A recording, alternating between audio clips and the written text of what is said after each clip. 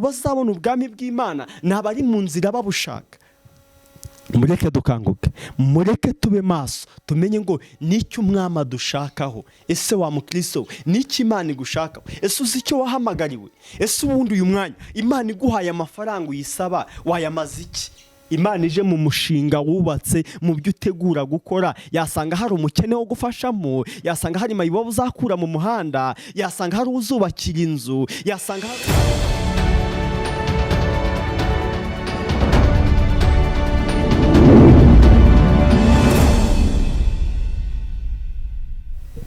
Ikaze mwebwe mukomeje kudukurikirana kuri Mukakarangwa TV. Uyu munsi dufitiye umushyitsi udasanzwe, wumve koko adasanzwe. Akaba ari Pasiteri Rukundo Fisi. Uyu munsi yagiye kutugezaho ijambo ry'Imana. Ndatekereza ko riraza kubanyura, kandi mukomeze kurikurikirana mukora subscribe, share na comment kugira ngo ibikorwa byacu bibashe kwaguka. Murakoze rero, reka tumwakire atubwire ijambo yaduteguriye. Murakoze cyane. Tangira namwe, ndumva nshaka ko tuganira ijambo ry'Imana. Nkuko bivuze nitwa Rukundo Fisi, ndi intumwa y'Imana. Ndumva twatangira dusenga Imana. Uwiteka, Imana idahinduka, Imana y'amaboko magari, Imana ihambaye, Imana ikora cyane biruta ibyo dutekereza, Imana yatwimanye, Imana itaraduhanye mu maboko y'ababisha. Turagusabye ngo uzubane natwe muri iki kiganiro, iyi gahunda uyiyobore, wica imigambi y'incakura, buri wese uraha kubone, kandi abazumva iki kiganiro bazabohoke, bazabona umucyo wawe, bazabona ukuri, kuko ikinzanye hano no gutanga ukuri. Yesu Kristo ngo bana natwe muri byose mu izina rya Yesu, amen. Yesu ashimye cyane. Nje hano ngira ngo tuganire ijambo ry'Imana. Nje kubagaburira nk'abantu bariye, nje ngo dusangire nk'abantu mbizi neza ko muri Abakristo hari n'abo bishoboka ko bazacyumva ariko bagiye kwakira ubutumwa bwiza, ariko ndashaka kubwira Abakristo nkabwira n'abazaba Abakristo. Ndashaka kuvuga ukuri kw'ibyo nzi, kuko ndi intumwa y'Imana, mvugana n'Imana kandi nzi byinshi navuganye n'Imana. Ndaza kuvuga ku binyoma tugendana, nze no kuvuga ku kuri kw'ijambo ry'Imana n'agakiza. Twahishwe ibintu bikomeye, biri ngombwa ko uyu munsi tubimenya. Hari ibintu twahishwe. Yesu ashimye cyane. Amen. Kugira ngo bize kutworohera, turahera mu itangiriro tujye mu gice cya mbere, rwose ntitujye kure. Ku murongo wa 4 haravuze ngo Imana ibona umucyo ko ari mwiza, Imana itandukanya umucyo n'umwijima, Imana yita umucyo amanywa, umwijima iwita ijoro, buragoroba buracya, ni umunsi wa mbere. Imana ishimye cyane. Haleluya. Dusomye ijambo mu itangiriro igice cya mbere ugana ku murongo wa 4. Avuga ngo Imana ibona ko umucyo ari mwiza, ariko hariho umucyo, hariho n'umwijima. Bakristo, niba hari ikintu kigoranye ntabwo turigera duhumukaho gato. Ndagira ngo mbabwire iri jambo muri kurure, muri tekerezeho. Ndashaka ko tukibaza ngo ese koko twe twigize tubona umucyo n'umwijima? Ese byibura twigize tugira amahitamo akwiriye? Twigize tugira ubuzima bufite itangiriro ariko bushaka no kuzagira iherezo? Ese itangiriro ryacu ni irihe? Iherezo ryacu ryo rizabiriye? Ese imyizerere yacu ikomoka kwande? Iva hehe? Yesu ashimye cyane. Ndagira ngo mbabwire ngo Imana yo yitegereje umucyo, irangije hariho n'umwijima, irangije itandukanya umucyo n'umwijima. Byari bishatse kuvuga iki? Byari bishatse kuvuga ngo umuntu uzaza mu gakiza azabanza akorwe ku maso, abone ko hari umucyo, hari n'umwijima, hari ibibi, hari n'ibyiza. Namara kubona ibyo bintu byose, bizamusaba amahitamo ye mu buzima bwe. Avuga ngo none ngiye guhitamo umwijima cyangwa se ngiye guhitamo umucyo. Imana ishimye cyane. Mu mihitiremo yacu hari abantu bahisemo badahisemo, hari uguhitamo umuntu adahisemo. Bibiliya avuga ngo kubaha Uwiteka nibwo bwenge kandi kuva mu byaha niko kujijuka. Ariko ugasanga umuntu aribaza, ariko ibyaha nabivamo gute, najijuka gute, kubera iki? Hari ibintu bihindura umuntu injiji ku rwego rukomeye cyane. Ndashaka kuvuga ku bintu bitarenze 5 byibura byibanze umukristo adashobora gukinisha. Hari ibintu umukristo yakwibonaho agahita abona ko ni umupagani utarigize kumenya Imana. Ndagira ngo numubona ari umuhanuzi, numubona ari umuvugabutumwa, numubona ari umuririmbyi, ibi bintu kabimubonaho egari, ntago Mwuka Wera yigize agera muri we, ntabwo yigize amenya Imana. Uza no stifo science guideline, ntuzamutekerezeho ahubwo uzahita urekura.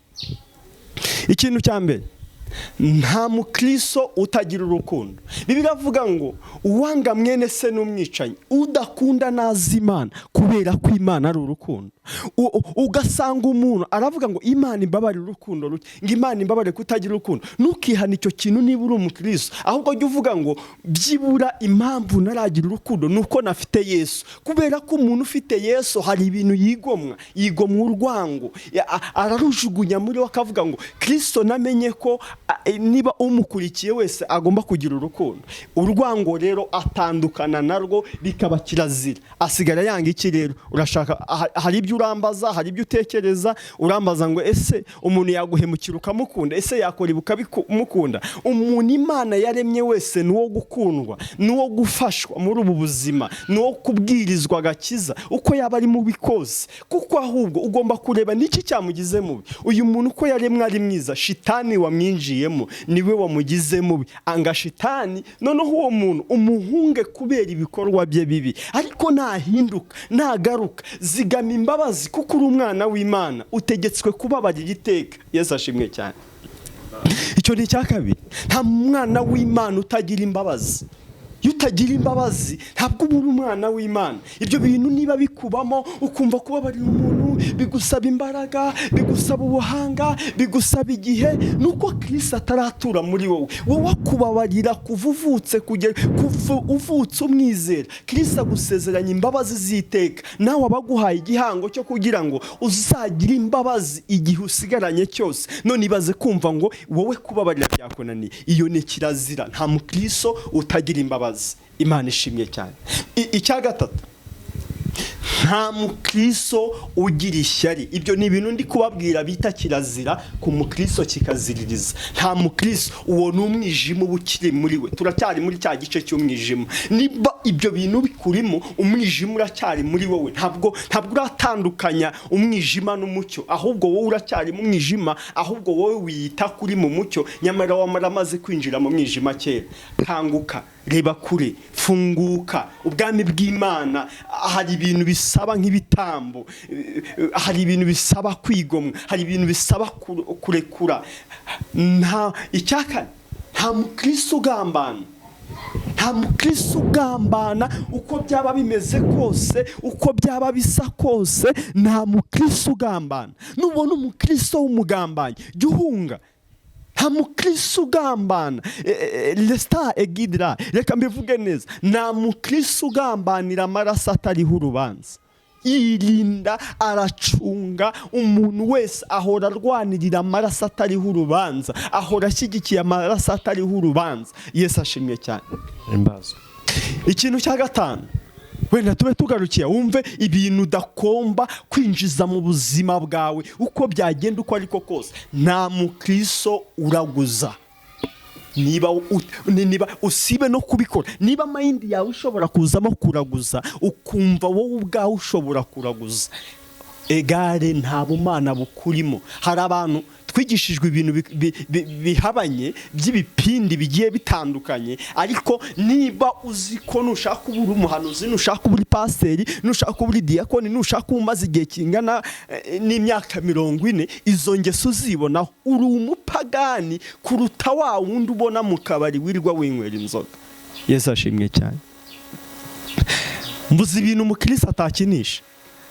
ndashaka kuvuga ku ntwaro byibura 5 z'indangagaciro z'umukristo. Navuga nyinshi zirenga nyinshi, ariko reka mvuge 5 z'ingenzi. Yesu ashimye cyane. Umukristo watandukanye n'umwijima akaba yinjiye mu gakiza. Yesu ashimye cyane. Icya mbere arangwa n'urukundo. Icya kabiri arangwa n'imbabazi. Yesu ashimye cyane. Imbabazi, ababarira umuntu utaramusaba imbabazi. Agira urukundo rudafite icyo rushingiyeho. Reka mbabwire urukundo, mutaza kwibeshya ku ijambo bita urukundo. Hari ukunkunda kubera ko mfite icyo nguha, hari ikintu nkundiye nge ngomba kuguha. Urwo si urukundo, ni ikinyoma, ni fotokopi y'urukundo. Ndagira ngo mbabwire ngo abakristo benshi mufite urukundo ruri fotokopi. Hari abantu bazi ngo hari ukunkunda, mfite amafaranga nukena nzaguha. Hari ukunkunda, mfite aho kuba nubura aho kuba nzaguha aho kuba. Hari ukunkunda, ibyo si urukundo dia. Murebe, reka mbabwire nk'urugero, ibintu twakoze ni ibintu by'amabara. Mwibaze niba dukunda Imana kubera ibyo iduha. Icyo ni ikinyoma gikomeye. Uyu ni umwuka wa eliminate winjiye mu bantu, winjira mu bavugabutumwa, winjira mu bahanuzi, ubinjizamo gukunda ibintu Imana ifite cyangwa se itanga kurusha gukunda Kristo yabahaye, kurusha gukunda ubugingo yabemereye. Ibaze abantu bakurikiye Yesu yatubuye amafi, yatubuye imigati, byagenze bite? Ibyabaye murabizi. Bakristo bahanuzi bavuga butumwa murabizi. Bwarakeye babonye adatubuye imigati bose basubira inyuma, hasigaye bake b'imbarwa. Ndagira ngo mbabwire ngo abakristo dufite muri iyi minsi ni abakristo, ni umukristo wabura inzu akava ku Mana, ni umukristo wabura imodoka akava ku Mana, ni umukristo wabura umuryango akava ku Mana.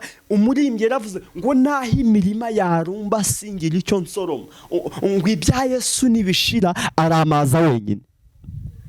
Wowe niba uri umwana w'Imana ugomba kumenya ko ibya Yesu bitigera bishira n'umunsi n'umwe, ukamenya ko ari wowe Imana yahamagaye, ukamenya kuri ikinege ku Mana kubera kuri gukunda Imana.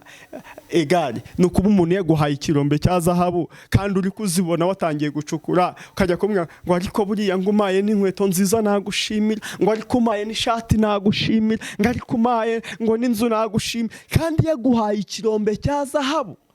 Ahubwo wahora umushimira ko yaguhaye ikirombe cya zahabu. Ahubwo ikirombe cya zahabu bikaba ngombwa ko ucuruza zahabu, warangiza ukajyana ku isoko ukagura za nkweto ushaka. Yesu ashimye cyane. Iyo wamenye Yesu by'ukuri avamo ibyo ukeneye byose. Iyo wamenye Yesu by'ukuri aguha ibigukwiriye mu buzima bwa buri munsi. Mbibutse, umuntu arinda apfa agikennye ariko Imana imuha ibikenewe. Na rimwe muzabona abantu bifuza, mubona abantu ari indashima, nuko batazi ko bafite Yesu, kandi kugira Yesu ari buri kimwe. Intwaro ya gatatu umukristo agomba gutunga, iyi ni intwaro ya gatatu agomba kugendana, n'ukwizera Yesu nk'utazigera asubira inyuma. Akavuga ngo nge ndizera Yesu nk'utazigera nsubira inyuma. Yesu ashimye cyane. Intwaro ya kane, reka mbabwire, twaribwe, twaranyazwe. Umukristo ashyigikira umukristo mugenzi we. Umukristo atanga ibitambo kugira ngo agakiza kaguke. Umukristo ntabwo anezezwa nuko mugenzi we yaguye. Bivuze ngo intwaro ya kane niyo kwagura ubwami bw'Imana, ahora ashyigikira ubwami bw'Imana. Bivuze ngo ahora arwanya ikibiteka, agahora ashyigikiye icyiza ubuzima bwe bwose. Ahora ashyigikiye icyiza ubuzima bwe bwose. Intwaro ya gatanu, harangwa no guca bugufi. Inshuti zanjye bavandimwe, topasi fodo enigidra eno shayinigidra.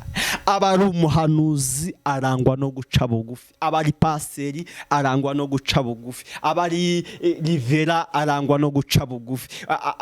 Uko yaba ari kose, abari umuyobozi ukomeye, abari bishop ukomeye, ibyo yaba atunze ibyo ari byo byose, nubona umukristo udaca bugufi uzahunge. Guca bugufi rero, uyu muntu kumusaba imbabazi biroroshye, kugira ngo akubabarire biroroshye, kugira ngo asabe Imana imbabazi biroroshye. Yesu ashimwe cyane. Mwiteguye gutandukana n'umwijima? Niba ibyo bintu utabitunze, utunze iki? Niba mu buzima bwawe ubizi neza elashado enimani gidira ngo Imana ku murongo wa 5 bavuga ngo Imana ngo ibona ko umucyo ari mwiza. Yesu ashimwe cyane. Ngo itandukanya umucyo n'umwijima. Nubona ko agakiza ari keza, uzatandukana n'ubupagani. Nubona ko agakiza ari keza, uzatandukana n'icuraburindi. Nesta for science gidira. Impamvu nababwiye ibyo bintu ntabwo ari uko Umukristo hari irindi kosa twakoze, reka nse nkumanuka gato. Ntabwo ari Umukristo udakosa, ntabwo ari Umukristo, ahubwo ni Umukristo usaba imbabazi.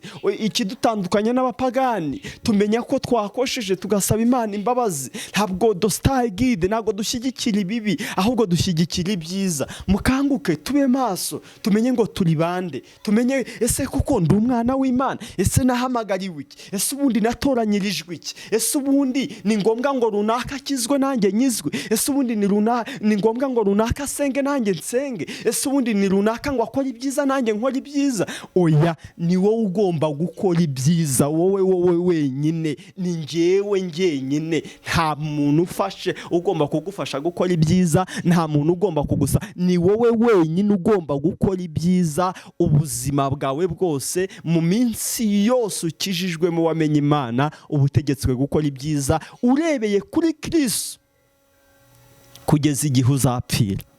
Niba ibyo bintu bikurimo, ntabwo uzigera utsindwa. Topesta endo egidra eloshala bi in mine gidra.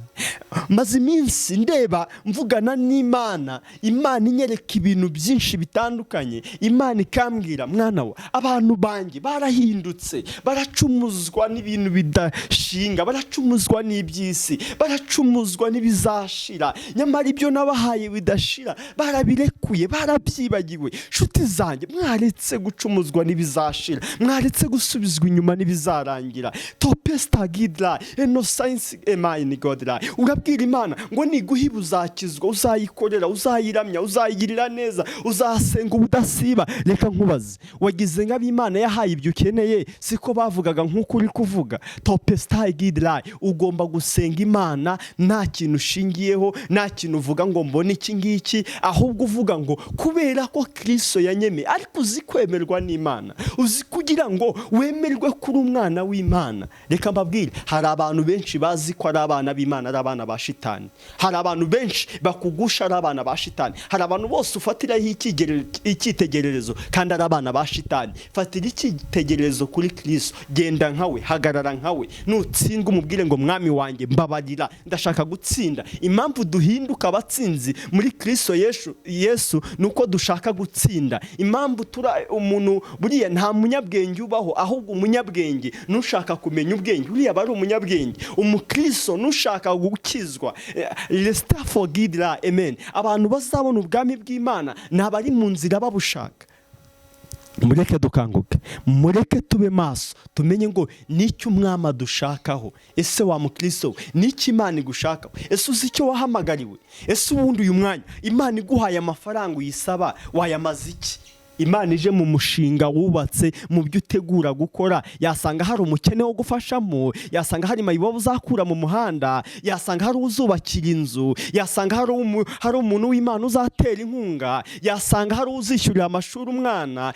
Niki Imana ije muri plani wa mukristo we y'ibikubamo, y'ibyo utekereza ujya kuyisaba, igasanga ibyo uyisaba, yasanga ibyo uyisaba wabikoresha iki? Tekereza, kanguka. Niba mu isi twubaka imishinga, iyo tugiye gusaba Imana, Bibiliya avuga ngo dusaba nabi ntiduhabwe, dusabe neza. Mwirinde mudasaba nk'abatagira ubwenge, tudasaba nk'abatagira ubwenge, tuba abanyabwenge, tuba abahanga. Tubwire Umwuka Wera adufashe muri byose, nibwo tuzasaba iby'ingirakamaro ndetse bizadushoboza, bikazadufasha no mu gihe kizaza. Imana ishimwe cyane. Ndagira ngo mbabwire, hari ikintu kimwe Imana yambwiye numva ndatangaye. Imana yambwiye ibintu numva ubwoba buranyishe. Twinjiwemo n'Umwuka Wera iminate w'abahanuzi b'ibinyoma utanga ibipindi bakagusezeranya ibintu kubera ko batumwe na shitani, batumwe na eliminate, barabizi bakora shitani ntacyo bahomba, icyo bagambiriye ni ukukubabaza. Akavuga ati Imana iguhaye inzu, ugategereza inzu ugaheba ukazajya gucumura ku Mana. Abantu benshi batunze amasezerano y'amahuri, umuntu ugasanga ni umusambanyi ariko ngo Imana izama inzu, ngo izama imodoka, ni umurozi, ngo Imana aragambana agira ishyari ngo Imana izame. Uribeshyana na kimwe uzabona. Ndakurahiye Imana isumba byose, nunabibona bizaba bivuye kuri Satani, kuko ibyo na Satani arabitanga. Niba dostai God lie, niba ari Imana dukorera, ntabwo ari Imana itera inkunga ibikorwa bibi, ni Imana itera inkunga ibikorwa byiza. Niba ufite ibikorwa byiza, umuterankunga wawe ni Uwiteka. Niba ufite ibikorwa bibi, umuterankunga wawe ni Satani. Toste fosiyanse gidira umwuka wa eliminati urabinjirira. Abantu batunze amasezerano y'amahuri, abarirwa bacumura ku Mana. Imana yavuganye natwe, Imana yavuganye natwe ibi. Yavuganye nawe ryari? Niki yavuganye nawe? Ese koko niyo? Banza utekereza. Niba ariyo, tegereza bizasohora. Ikindi, ntabwo utegeka Imana igihe isohoreza amasezerano yawe, ahubwo urategereza igihe yagennye ikagusohoreza. Kandi igihe uri gushaka ko hari ibyo isohoza, iba yakoze ibirenze ibyo wowe utekereza. Wakibaza ko nuri bupfe nimugoroba bari kuvuga ngo Mana mu umuceri. Ese Imana ikwiye kumuha umuceri cyangwa ikwiye kumuha ubuzima? Reka dusome ijambo riri mu Kuva dusoza. Ijambo nkunda, Kuva 13 umurongo wa 3. Kuva 13 umurongo wa 3 haravuze ngo Mose abwira abantu ati mujye mwibuka uyu munsi muviriye muri Egiputa mu nzu y'uburetwa, kuko Uwiteka ari we wabakuye mu Egiputa. Imana ishimye cyane. Reka dusubiremo. Maze Mose abwira abantu ati mujye mwibuka umunsi Uwiteka abavaniye mu Egiputa mu nzu y'uburetwa, kuko Uwiteka yabakuje amaboko akomeye. Nimuzagire imitsima isembuye murya. Uyu munsi muviriyeyo ni wo mu kwezi, n'uku kwezi nimuzigere mubyibagirwa. Yesu ashimye cyane. Ngo uyu munsi muvuyeyo ni wo mu kwezi sorry gato. Kandi Uwiteka nakujyana mu gihugu cy'i Kanani, n'Abaheti, n'Abamori, n'Abahivi, n'Abayehusi, icyo yahiriye basekuruza. Imana ishimye cyane. Nshatse kuvuga iki hano? Mose abwira abantu ati mujye mwibuka Uwiteka wabakuye mu Egiputa. Uyu murongo wa 3 niwo ngambiriyeho kuvuga cyane. Mujye mwibuka Uwiteka wabakuye mu Egiputa. Mujye mwibuka Uwiteka wabakuye mu byaha. Mujye muzirikana ubusambanyi yabakijije. Mujye muzirikana agaciro yabahaye. Mujye muzirikana elestando egidrai edobishando ekita, ko yabakijije amaboko akomeye ya Farawo. Mujye muzirikana ibyiza yabakoreye. Mujye muzirikana amahoro yabahaye. Mujye muzirikana dostifo egidrai, ubugingo yabemereye. Mujye muzirikana Kanani yabemereye. Tote shando enigidra. Niba hari ikintu ukwiriye kuzirikana, n'Egiputa wavuyemo n'ibyo wahuriyemo nabyo, kugira ngo utayitekereza no mu mutwe wawe habe na gato. Nta mukristo nyamukristo ugomba gusubira mu Egiputa. Niba wahamagawe n'Imana, wa mukristo, ntabwo uzasubira muri Egiputa. Niba waratoranijwe n'Imana, ndagira ngo mbabwire ngo imbuto yo gutera iratoranywa. N'abantu Kristo agiye kuzana kuri we, aboherereza Mwuka Wera akabarambagiza. Mwuka Wera ni umurango uduhuza n'Imana. Iyo amaze kukurambagiza akabona ukwiye ubwami bw'Imana, araza akagucura, akagutunganya, akagutoza ingeso, akagutoza imirimo, imirimo, akagutoza ibyo ugomba gukora bizaguhesha ubwami bw'Imana. Iyo amaze kubiguha rero, niho hahandi akubwira ati mwana wanjye rero, ibyo nguhaye ni ibi ni kirazira, ibi ngibi ni ngombwa uzabishyigikire, kandi nguhamagaye wenyine uzarwane kugeza ugeze ku ntsinzi. Reka mbabwire, turabatsinzi muri Kristo Yesu. Ntukisuzugure, ntukitesha agaciro, ntukabone ko uciriritse, ntukabone koko umwana w'ibwami, umwana w'Imana. Wifate nka mayibobo, wumva wasubira kurya ibyo kurya kwa Farawo, wumva wasubira kurya ibyo kurya byo muri Egiputa. Koko ugambane, ugira ishyari, ugira inzika, ugira inzigo. Uri umwana w'ibwami, uri umwana w'Imana. Yola siri godla, ushimishwe n'abaguye. Mugenzi wawe nahomba bigushimisha, ni stagid nababara bigushimisha. Uri umwana wa shitani. Dukwiriye guhagarara dushize amanga, dukwiye kurwanirira ubwami bw'Imana. Tosigidla elosaini, jambo ryarambwiye ngo abamwemeye yabahaye ubushobozi bwo kwitwa abana b'Imana. Reka mbabwire, turi abana b'Imana, turi abana b'Imana. Ntabwo turaba, ntukibone muri karande yaho uvuka, ntukibone mu gisekuru cyaho uvuka, ntukabone ubuzima bwawe bubarirwa aha hantu urara, kubera kurara ahantu habi ubona uraciriritse, kubera kuba mu nzu mbi ngo ubona uraciriritse, kubera gukora akazi kabi ubona uraciriritse, kubera ko ibyo wambaye. Oya, uko tuzasa ntabwo kurerekanwa. Topesirigidla elashine, icyakora Kristo niyerekanwa, tuzasa nawe. Reka mbabwire, uko tuzasa ntabwo kurerekanwa. Ntukigaye, ahubwo agaciro kawe jya uzirikana ko agaciro ufite ari uko wamenye Yesu. Ibindi byose bizarangira, ariko agaciro kuko wamenye Yesu kazahoraho, kandi kazahora kuzuye. Kandi elostafomen, niba umwana w'ibwami mu isi arindwa, niba umwami mu isi arindwa, wowe urinzwe biruta umwana w'ibwami. Turarinzwe. Niyo mpamvu abarozi baturoga bikanga, niyo mpamvu abapfumu bapfumaguza bikanga, niyo mpamvu batuzirika bikanga, niyo mpamvu dosi elai godra, umwana w'Imana nyakuri, amahembe araza akamusiga, nyabingi zikaza zikamusiga. Umwana w'Imana afite igisirikare kimurinze. Tugiye gusenga Imana, ariko usigaranye iki? Ukuyemo iki? Ese koko hari umuntu ukwiriye koko kukugusha? Banza utekereze. Haitesta godla. Petero arandika aravuga ngo niba mwarasogongeye mukamenya ko uwo mwami agira neza, ngo nimumwegere, ngo niwe buye ryanzwe n'abubatsi, ngo ariko ku Mana ngo ryaratoranijwe, ngo rihinduka iry'igiciro cyinshi. None wowe lostila warasogongeye cyane, wasogongeye. Yesu ashimwe cyane. Ninde wo gusogongije? Topesti elai godla. Twiteguye ko abatubwirije ubutumwa bwiza bazagwa, bashobora kuba ibyapa twe tugakomeza. Witeguye iki?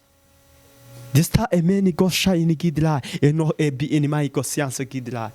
Niki kizagusubiza inyuma?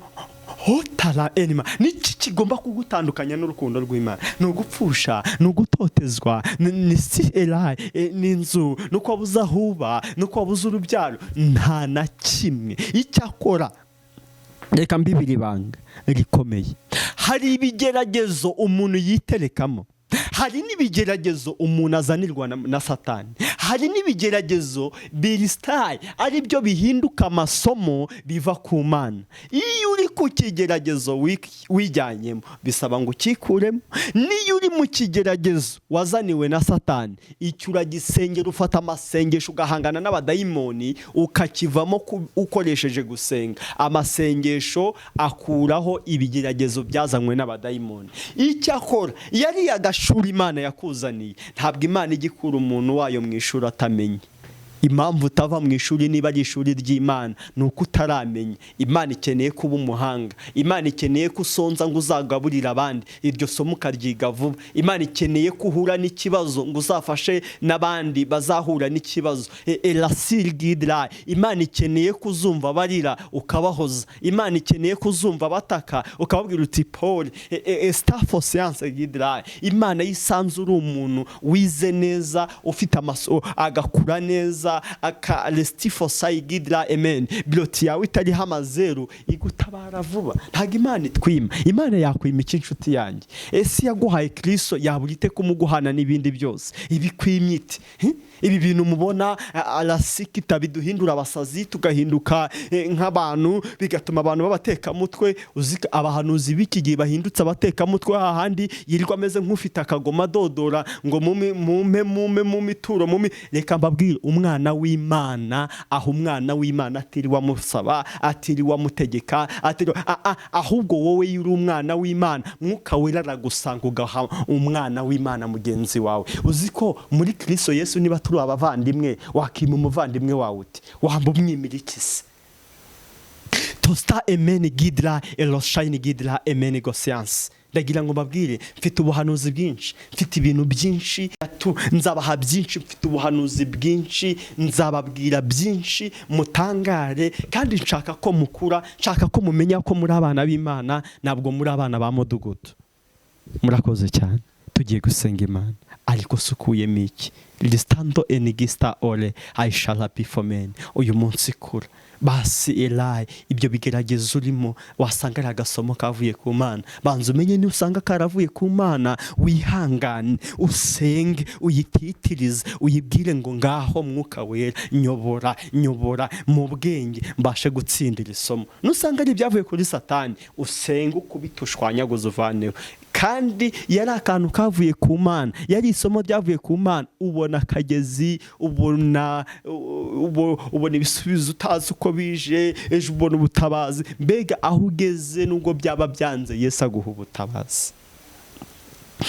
Kristo mwiza, hari abantu bakwizeye, hari abantu bongeye kukumva. Tohesta fosiyanse, ndashaka ko bakangura amatwi bakumva. Ndashaka ko gira iki kiganiro kizagera ku mukristo wari we wese. Ndashaka kuzumva iki kiganiro atazakihererana. Ndashaka ko Mwami ubu butumwa bwiza nawe uzabwihererana. Ndashaka kudistai, ndi intumwa warantumye, ndi umuhanuzi wawe watumwe nawe Mwami. Listitla aya magambo y'ubuhanuzi, umfashe ababene data nibazibagirwa Uwiteka wabakuye mu Egiputa. Ndakwinginze ubaha umugisha, bakize indwara, kanseri zihunge, uburetwa buhunge, inzara ibahunge, ubukene bubajye kure mu izina rya Yesu. Helikita ibibonerwa muri Kristo Yesu byabaho umunezero, bimanuke bibagane. Ubibutse ko hari n'igihe basaba ibibica, bikaba ngombwa kutabibaha, maze ukabaha iby'agaciro biruta ibyo basaba. Mwami utwigishe gusaba. Urakoze Mwuka Wera. Elistifomeni, komeza udushyigikire, komeza ubane natwe, komeza uturwanirire mu izina rya Yesu Kristo umwami wacu. Amen.